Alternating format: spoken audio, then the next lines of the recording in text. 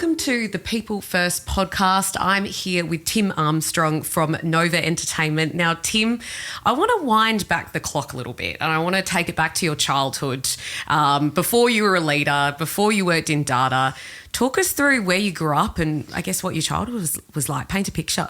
Yeah, well, I guess, for me, I grew up on a dairy farm.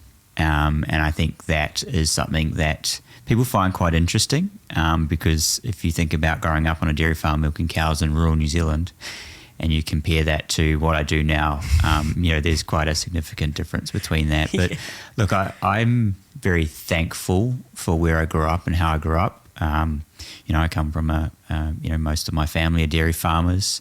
From the ripe old age of 9 or 10, I had my own little billing and invoicing system that I used to invoice my parents for work, and that was initiated by them as part of me learning business. But yeah, we grew up 15 minutes out of town. We didn't really go to the city. You go to town once a week. School's just around the corner. But we also had exposure to a lot of, I guess, adulty things. You talk about big machinery on the farm, milking sheds, the kind of environment that if you're not careful, you're not diligent, you're not thinking about what you're doing, you can hurt yourself. Yeah, definitely. But I think, what was always ingrained in me a lot at that age was around work ethic and figuring things out. And if something went wrong, you had to figure that out. And I always sort of remember a few examples of where I'd done something for Dad and he would, come back and go, no, it's not good enough. And you would go back and you would go back and you go back until it was done properly. Hard to impress. Yeah, but there was no one else there to cover you if you didn't do it properly. And if you didn't do it properly, then, the animals might get out or something like that. And yeah, so I think we were very fortunate to have, I guess, the big open farm to roam around on, a lot of exposure to guns and motorbikes and heavy machinery and got to learn and use all of that. And Mum and Dad had sort of always said that, because every young boy's dream when you grow up on a farm is that, well, as soon as I can leave school, I want to go on the farm. And sort of what they sort of instilled in us was that that's fine, but you need to do a trade. You need a trade or a profession first. And for me, I was always quite good with numbers. I always, my nana always tells a story about how I would go to the shops and come back and I'd have pocket money and I'd figure out how I'm going to spend that and maximise that. But also from the cows, we had a few hundred cows on the farm or a couple hundred cows, and I could remember each one of those by number and correlate that to their history in the herd. And so when I was, thinking about what I would do as my trade or profession, I was like, well, I'll go into accounting because I'm good at numbers. And I got through my schooling years and did a lot of work on the farm and relief milking and stuff for neighbours, and then found myself in a position where I went off to university to do accounting and then never went back. Yeah, exactly. And now I've sort of we are transitioned into a space where it still is very difficult to explain to my parents and family back on the farm and my grandfather as well and what I do. Yeah, well, I guess being on the farm, it's so hands-on. So it's very different to what you're doing now. But I guess if we wind back again to when you moved to Australia as well, talk us through when you moved and what brought you to that decision. Yeah, I after university I spent a few years in Wellington. I worked for a small digital business there. We ran websites across snow websites, surf websites and marine forecasting. So very small business, got my hands into everything right up to being part of the team or part of a group that did the first live stream of a Red Bull snow event out of New Zealand to the website, which was, we're talking 2008, 2009. Yeah. But I kind of got to the point where I got a bit bored and I needed something bigger, and Australia made a lot of sense. A lot of my friends were going off to the UK, and I spent time trying to figure out how I was going to get to Australia, and put a job application in for a job at MI9 or 9MSN at the time, and got rejected.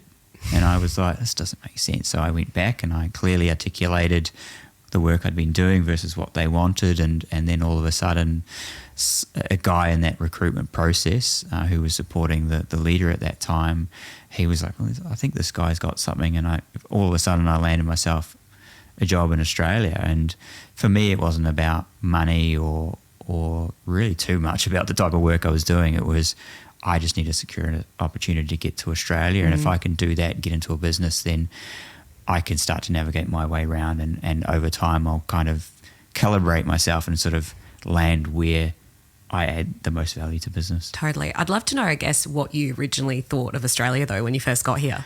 Look, coming from New Zealand, coming from rural New Zealand, you often have a very fierce opinion about Australia because you are the brother across the ditch or the sibling across the ditch. So, look, I came in as a very staunch Kiwi and very quickly gravitated towards Kiwis. Yeah.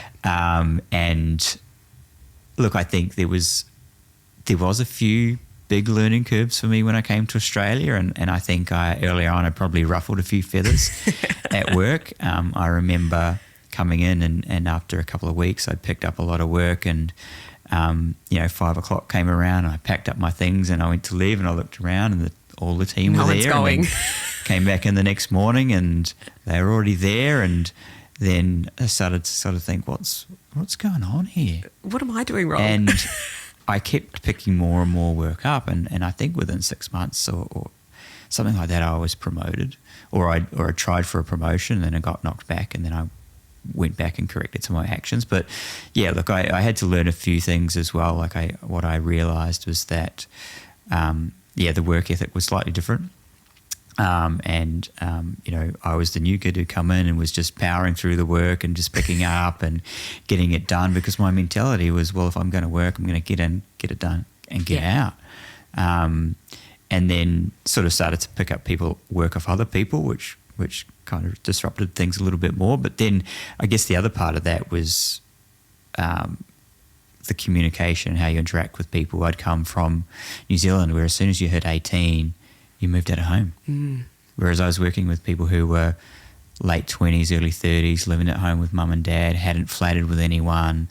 And it really pushed me a lot to sort of, I wouldn't say change who I was, but adapt to this new environment and actually say, you know what, if you want to go far and progress in Australia, you're going to have to alter the way you communicate and engage with these people, and make sure that you really understand their role and what they're doing and how that interacts with you. So it was a big learning curve. Yeah. But I would say, I've been here, since 2011, so it'd be 13 years next year. Still very fiercely Kiwi. I still would never support Australia in the rugby or, the mentality is we support any Kiwi team or any team playing Australia. Yeah. And we are so close at the end of the day, our two countries, but we do have a different culture, don't we? We often, we speak differently, and there's that, like you said, there's a way of communicating that you had to change a little bit to kind of fit in with the Aussies. But I mean, that would have helped you in your work environment and your career. Now talk us through your time at Nine and what that taught you and your role there. Yeah, look, I was very lucky at Nine that the guy that advocated for me in that recruitment process is we were quite close when I came in, and I went in very open-minded as well. I was kind of very forthcoming and going, I want feedback, I want to know how I'm doing, I want to know what I want to improve. But it kind of really helped me understand a little bit more about the dynamics of people, and the fact that whilst a lot of the lessons I grew up learning on the farm were good, they didn't necessarily translate into the workplace, or they translated into the workplace in a slightly different way. So I had to sort of focus on a lot of that. And I was fortunate at Nine where I kind of, I got to, when we split the ad operations teams and they wanted to split the technical side with the delivery side, and I said, I don't want to let the technical side go. I still want to understand that because I think it's important, and longer term it became important. I was promoted a couple of times early on because of my ability to get in and get work done, and then I went through a period where I created my own role, proposed that to the team, and then they put me into that role. Went through a lot of change in that business over time. We were 9MSN, and then we were MI9, and then we divested a little bit more from the Microsoft relationship, and we had the large, a lot of things happen at that time. The TV business started to move into the offices with the digital salespeople, which in itself was an experience. And then I ended up in a position where I was starting to highlight some things that were happening from a product perspective, which was inhibiting our operations team a little bit. And I pushed that quite hard because I felt like if we could improve that, then things would change significantly and we could better support revenue. And then what ended up happening is the woman who hired me, who I came and first reported to in Australia, was made redundant. And I effectively took on what was her role and team. Yeah. And I think if I think about my time at Nine, that was a really big event because I didn't know what to say. I think I ended up in a position where I said, well, you've had a really good run or really good innings here. And that probably didn't come across very well. And it created a little bit of tension between us at that point in time. But she was kind enough to give me feedback about that and kind of let me know that the way I'd communicated wasn't very empathetic. It wasn't very compassionate. And, for me, that was sort of, I kind of went, okay, that's an area I need to sort of focus on as well. Yeah. I'd straightened out a few rough edges, but I still had a few more rough edges. Yeah. And I think from there, I kind of attribute probably one of the greatest steps or changes in my leadership style, which has sort of helped me ever since. I'd say that a cornerstone of my style of leadership now does revolve around that empathetic piece because stuff goes wrong. The realities of business can be harsh, but you have to be mature about it. But you have to know how to handle those relationships and engagements where people are impacted by that or they're feeling mixed emotions about what has happened. Yeah, I think you make such a good point about leaders as well, is that, yes, you have to manage people, but you also have to be able to take on feedback as well. Is that something that you found being able to do that has really helped you bring you throughout your career and carry you throughout your roles? Yeah, look, I think for me, when just to reference a story, when I was about 10 or 11, I used to get teased because I was skinny. And that was an Armstrong thing. We were all very, skinny frames, wiry individuals. And then I remember all of a sudden my mate's like, you just got to eat more. And then all of a sudden I go from a memory of being skinny to then being kind of overweight and obese or at least aesthetically looking that way. And that sort of stuck with me through, my teenage years. And I was probably the target of a bit of ridicule and teasing and bullying in some cases around that, and made me sort of question who I was a little bit. And as always, my mother was always my biggest supporter through that, which is great. But what happened after that is then I went through when I was about 19 and 20 where I kind of just cracked it and I was like, I don't want to be like this anymore. And all of a sudden went out and lost 20 kilos and it changed everything significantly. But I kind of went from one side of the equation to the other.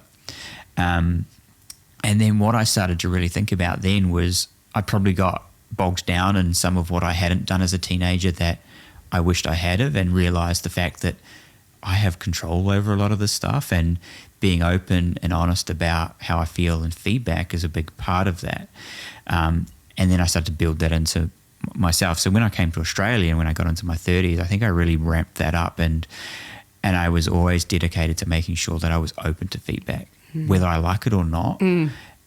But a mentor of mine had also said it is dangerous because you're creating an open slather for people, and sometimes you might hear what you don't want to hear.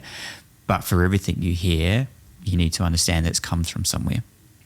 And it might be something that they're dealing with or struggle with. And, I remember at Nine, at one point I got a piece of feedback from a senior leader who I was making an effort to engage with because they were in a part of the business that was important to what we needed to do.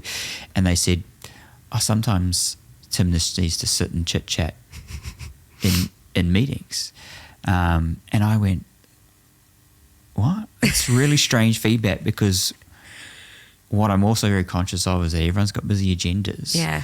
And we pull so many people in a meeting at one point in time that we need to make sure that we achieve in that meeting what we need to, so that each of us can walk out of there and move forward. Yes. And that we don't have to do that meeting again, or we don't have to go over to repeat it. and repeat it. You know, and that was a kind of, you know, and at the time my manager said, yeah, I think we need to reduce the weight in which we comprehend that piece of feedback.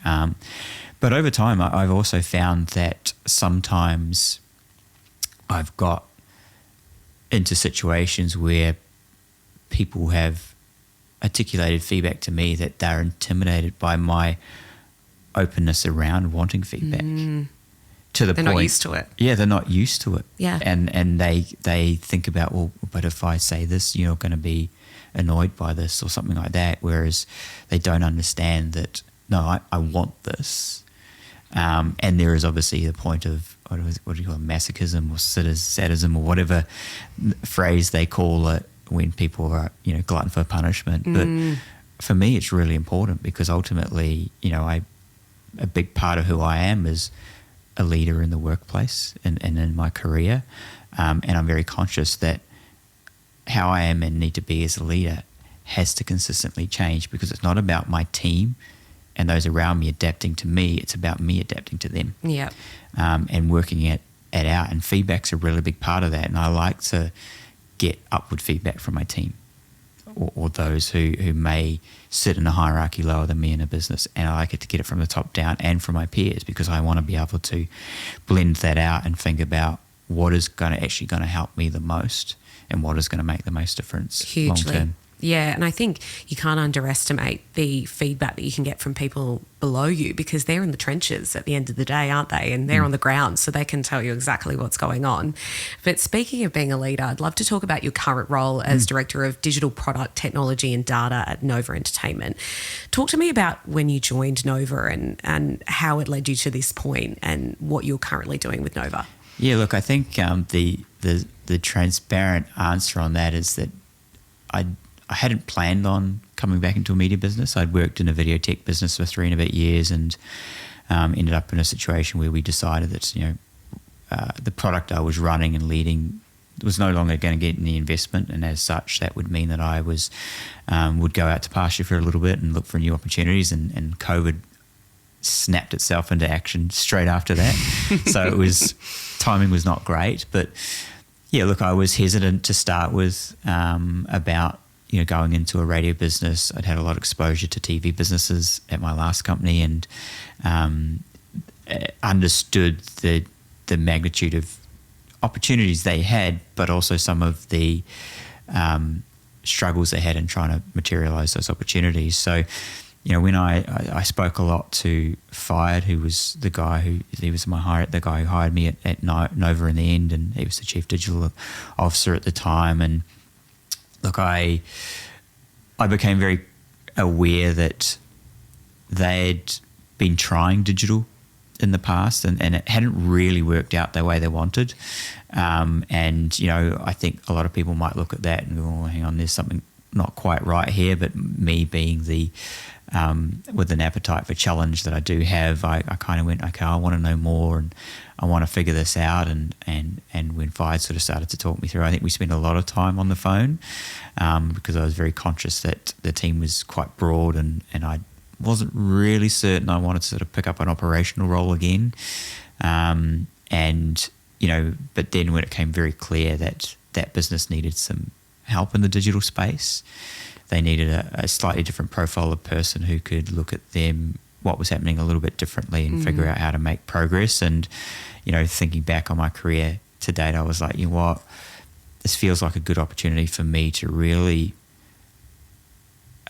bring in some of my experience, but also I would have the space to try a few things that I haven't tried before, which I have theoretical understanding about, and have read and researched and learned a lot about, but haven't been in an environment where I had the opportunity to land that, but I was also very conscious that, the way I integrated into that business was going to be really important. So in the end, I think the opportunity was really around the fact that, look, we need some help in this space. We need someone to come in who can figure us out, who understands the business and can help sort of drive us in the right direction. And discussing it with my wife, I went, I think this is the challenge I want to take on at this point in time. It's, yes, I didn't really want to go back into a media business, but I see a lot of scope here to do some really cool work and to really drive value back for the business long term. Before we talk about that cool work, I want to know your thoughts on TV versus radio. What industry did you enjoy more, or do you enjoy more? Oh, look, it's a really tough one because I think there's so many similarities. I think probably in my early days at Nova, I probably got a little bit reprimanded a couple of times, or maybe pulled up is the better word, for assimilating between TV and video. And obviously part of my integration there and learning the legacy of the business, I learned very quickly to not so much draw those conclusions unless it was pretty clear. But I would say, look, it's hard because they're both very traditional mediums. They're very accessible mediums. They're both undergoing and underwent similar change. I just think that radio was slightly different, serves a slightly different purpose to an individual, and obviously leverages a lot on the in-car experience. But I think in general, if I had to draw a high-level comparative, it was that different identity of business, similar challenges, similar transformational opportunities, one about 4 or 5 years ahead of the other. Yeah, and I've worked in both, and I just know they're tough industries to work in. They're not easy, and they're not for the faint-hearted, that's for sure. Yeah, definitely not. And look, I'd love to talk about the cool work that you have done at Nova so far and how data plays a role in that as well, because obviously you've got such extensive experience in advertising, but how does data really play a huge role in that now? Yeah, look, I think when I joined, and in most radio businesses have been, and some still are like this, a real fixation on revenue, top-line revenue, and audience. And in an environment where you need to build new capability and build a new operating model, which is really digital, then there's a lot of change that needs to happen in that process. And it is a tough environment because you're working with people who have done the same thing the same way for 15, 20 years. Yes. But what I discovered really quickly, and that was probably part of what I picked up in those initial conversations in the recruitment process, was that there was a lot of data that the business would benefit from that they didn't have. And I think that helped. That helped definitely in our journey over time, because we weren't removing one set of data and replacing it with another set of data. We were creating new data. And when I came in, and that was what they sort of were clear to me about up front when it came to digital and particularly the data piece, because everyone wanted to target audience segments and stuff like that. And they had a DMP and they had a marketing cloud and or marketing automation tools, but it wasn't really being used. And I think the business was moving so fast that, no one really had the time to sort of focus on what to do there. So for me, it was very obvious to start with that there are a lot of quick wins that could be done, but I was also very mindful that those quick wins had to have continuity over time as well. So one of the first sort of things that we really focused on was, that whole question of, if our audiences are consuming more on digital, how can we put ourselves in a position where we can understand who they are more? Because for the most part, as many would understand in the radio industry, GFK measurement was the holy grail, right? And we were moving into a new environment where that could be challenged. Obviously, it was evolving to have more digital incorporated, and we've seen that in GFK 360 this year.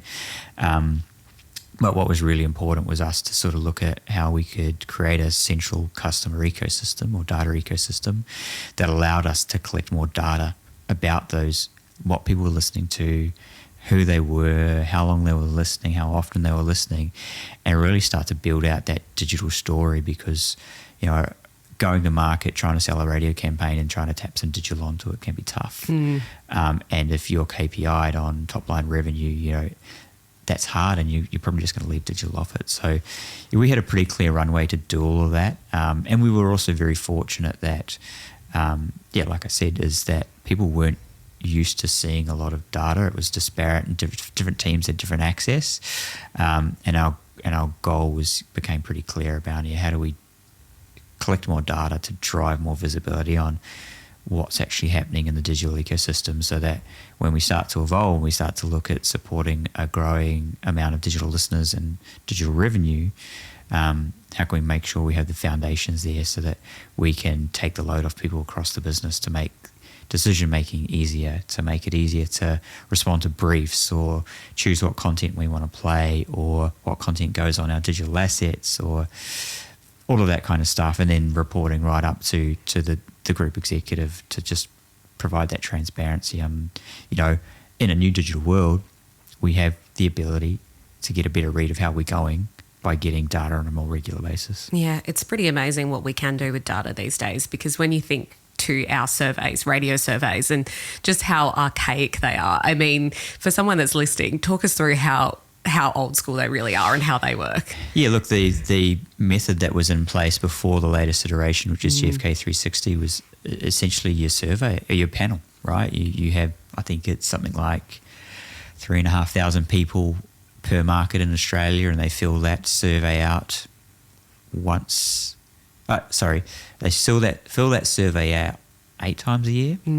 And then there's a bunch of data modelling and analysis done off the back of that, and then they sort of extrapolate that out to give you what the sort of total listening of those stations are, and and it's very competitive in that space, right? Who's going to win Sydney Drive? Who's going to win Sydney Breakfast? And tit for tat, and obviously we've seen in the last year the likes of Kyle and Jackie O score amazing share of listening, which probably reflects the status and caliber of those two as a duo.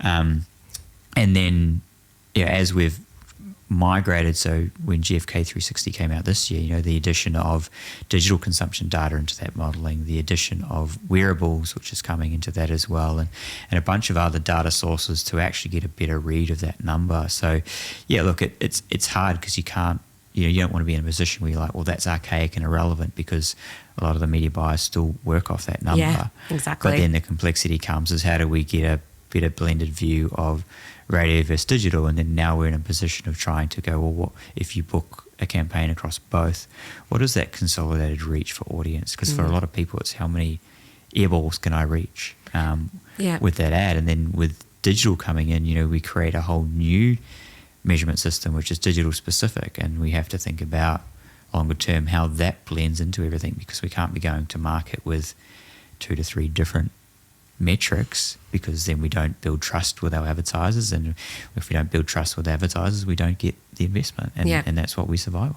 Yeah, I just think back to survey days where we'd all gather together and we'd hang off every word that report said as well. But I think at the end of the day, people are consuming radio and media in different ways now.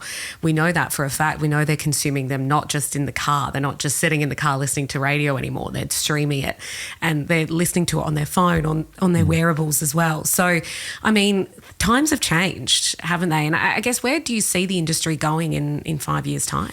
Yeah, look, I think there's going to be that continue. I think, if we look at the major broadcasters in Australia right now, there's obviously a lot going on in that space. Unless you're living under a rock, everyone will be aware of what's happening around ARN's interest in acquiring SCA. Obviously, Nine's got Nine Radio wrapped into their broader Nine business, which, is a pretty formidable offering that they have as part of that. Seven has obviously showed some interest in ARN, and then you've got your Foxtel and your News Corps there and bits and pieces. So, look, I think the composition from a competitive landscape will change significantly in the next 5 years. And, I think I have a view of or a few sort of ideas of what that might look like. But I probably keep those to myself for now, because I think there's a lot of moving parts. But there's no oracle predictions then today. not today, no, because I think I just want to see how things play out in the next 100%. sort of 12 months. But definitely, look, what will definitely happen is we'll start to see better consolidation of measurement across digital and radio. That whole concept of, for us, it's all of audio. That is the business we want to be, because it's not about so much about where you're listening, it's about whether you're listening. And that's our strategies around taking our content to where people are. And that means it's good for digital because we get to do a lot of cool stuff there and new platforms, and trying to sort of build connectivity and build the extent of reach that we can get. But also, we are like many businesses at the moment, we're all sort of working through what AI means for us. The reality is, on the digital side of things, if we talk about ad servers and bits and pieces, we've been using AI for many years, and machine learning and those kind of things. But I think, the challenge in the next 5 years is how we continue to build scalability and the efficiency of operations in our business. Certainly. Because the cost of operating continues to increase. How do we keep vigilant of the new competitors rising up? New podcasters, it's low barrier to entry, new, music outlets. How do the music labels start to change their models over time, and what does that mean for radio? And then, the other one is, in-car audio and the emergence of the connected car, right? And what does that mean for traditional broadcast radio? But one thing that we think and believe won't change is the emotive connection that radio connects with audiences.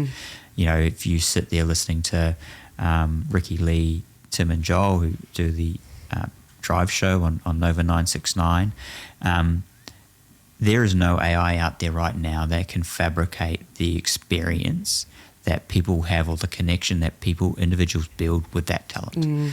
Now, it's not to say that AI won't get close, but for some of the preliminary testing that we've done around AI and its capabilities, is there are areas of our business where it can aid the automation and drive the efficiency of some of our processes, but right now it's just too far off replicating voices.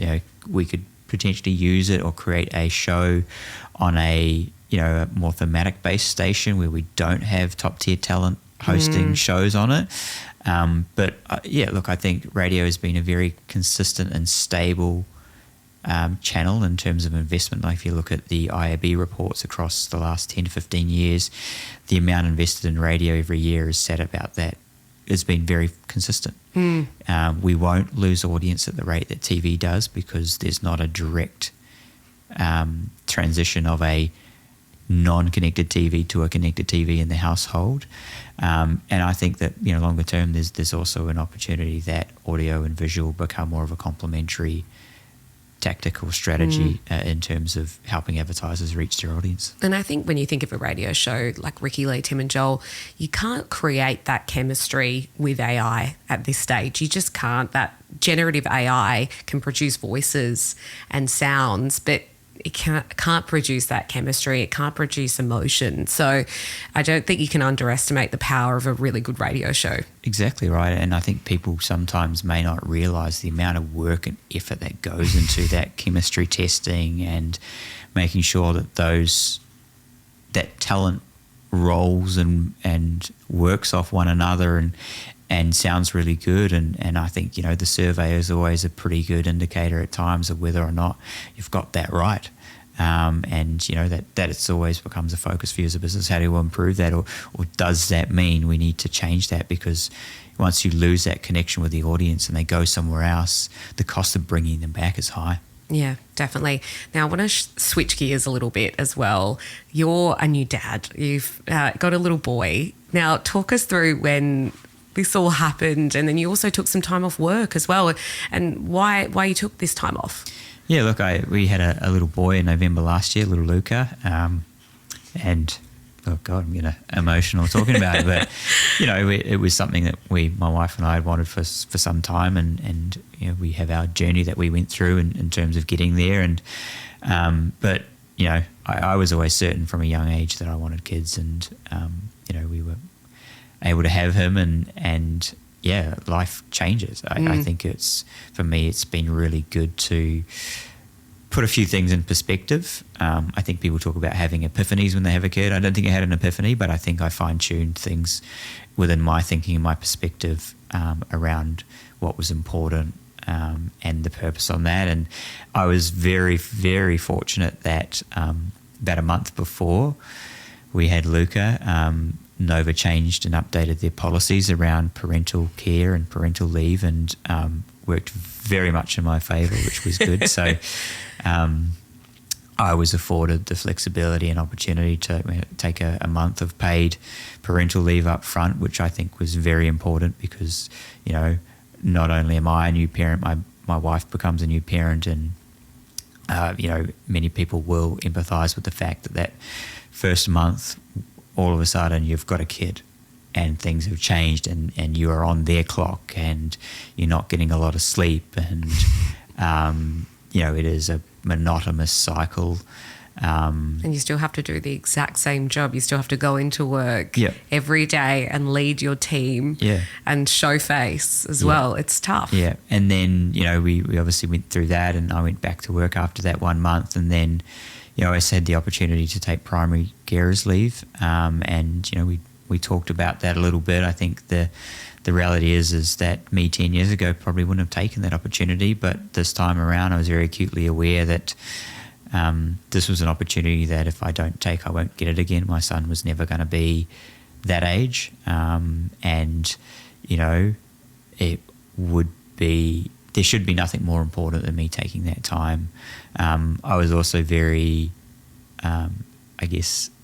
across the fact that the utilisation rate of carers leave or paternity leave and men taking primary carers leave was incredibly low, and it was also an opportunity for me to say, you know what, as part of my ethos as a leader, I believe this is important, and I would like to set an example to my team and others within the business and around us in the industry that as a male I can take time out to spend time with my son, because ultimately, I will never get that opportunity again. So that was, we took him to Europe with us for a month, which was a learning curve. The first part of that trip was quite tough, and a lot more things you have to think about travelling with a baby. But by the end, I think he really settled in, and we got into a good groove. And I think the reality is that it's great to take that time, but it's also very full on. I don't think there's any way I can ever understand what it was like for my wife, but at least I have some idea because I've spent a couple of months with him, not necessarily by myself because she's been working from home at times, but other days in the office. But it's incredibly full on. But again, like when he turned 1 into November, and looking back on how much he has changed in a year is frightening. It is frightening. It puts things into perspective, and I don't think I've ever had so much appreciation of time. And as I've gone back into the workplace, I think I've taken a slightly different mindset in, which is a little bit more cutthroat around what's important and what's not important in the workplace, because I think we get embroiled in a lot of stuff sometimes it doesn't really matter. But again, I will never be thankful enough for that opportunity to spend with him. And I think me as an individual, as a dad, as a friend, as a family member, as a colleague or a leader, will be forever better off as a result of that experience. Yeah, definitely puts everything into perspective.